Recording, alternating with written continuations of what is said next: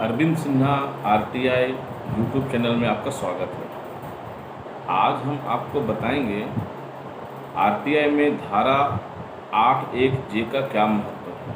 धारा 8(1) जे के तहत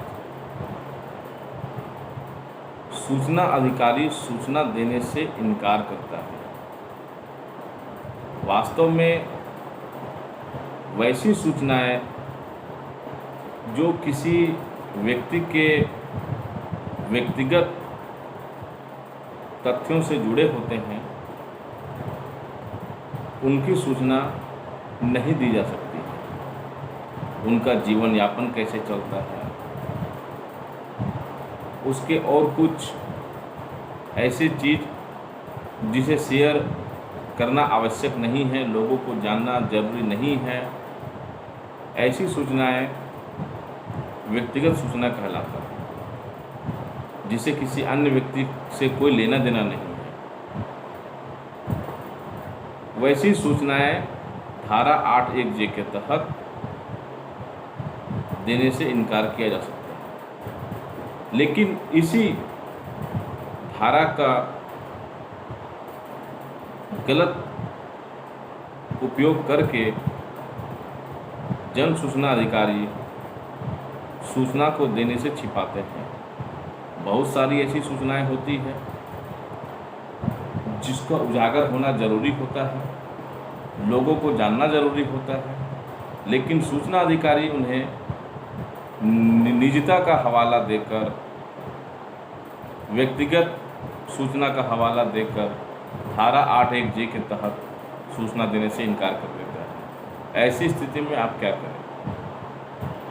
तो सबसे पहले यह जान लेना आवश्यक है कि आप जो सूचना मांग रहे हैं वो वास्तव में किसी का निजी है या नहीं है।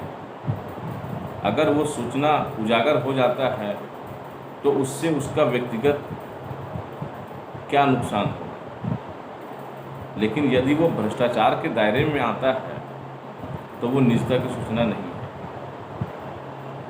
तो यदि आपने किसी विभाग में आरटीआई आवेदन लगाया है और उसमें उसके नियुक्ति से संबंधित कुछ सूचनाएं मांग ली है, उसके कुछ डॉक्यूमेंट्स की मांग कर दी है, और सूचना अधिकारी आपको जवाब में ये लिख कर दे देता है कि ये व्यक्तिगत सूचना है और धारा 8(1) जे के नियम के तहत आपको नहीं दिया जा सकता है, तो आप उसके जवाब में प्रथम अपीलीय अधिकारी को लिखेंगे या फिर सूचना मांगते समय ही लिखेंगे कि मेरे द्वारा मांगी जा रही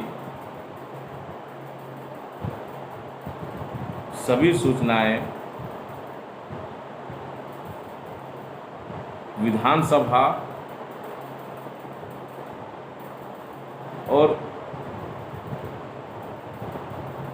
सांसद को दिया जा सकता है या नहीं। इसका मतलब यह हो गया कि यदि वो ऐसी कोई भी सूचना जिसको वो अपने हिसाब से व्यक्तिगत कह रहा है, यदि उससे विधानसभा में उसकी मांग की जाती है, लोकसभा में उसकी मांग की जाती है और वो उसको दिखाने के लिए बाध्य होता है, तो इसका मतलब यह है कि आपको भी वो सूचनाएं दी जा सकती हैं। तो इसका उल्लेख आप पहले भी कर सकते हैं आरटीआई आवेदन लगाते समय। अन्यथा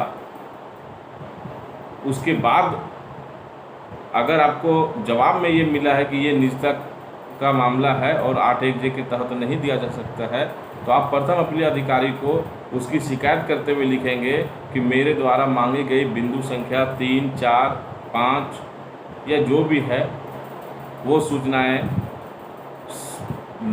सांसद और विधान परिषद को दिया जा सकता है। वो सूचनाएं धारा 8(1) जे के तहत नहीं आती है, इसीलिए ये सभी सूचनाएं मुझे भी दिया जा सकता है। इसके बाद आपको वो सूचनाएं सूचना अधिकारी जरूर उपलब्ध करा देगा, क्योंकि उसे पता चल जाएगा कि वो धारा 8(1)(j का मनमानी तरीके से दुरुपयोग नहीं कर सकता है, क्योंकि आवेदनकर्ता को आरटीआई की गहराई मालूम है, उसे भी नियम कानून पता है। तो आज के वीडियो में आपने धारा 8(1)(j का सही उपयोग सीख लिया है।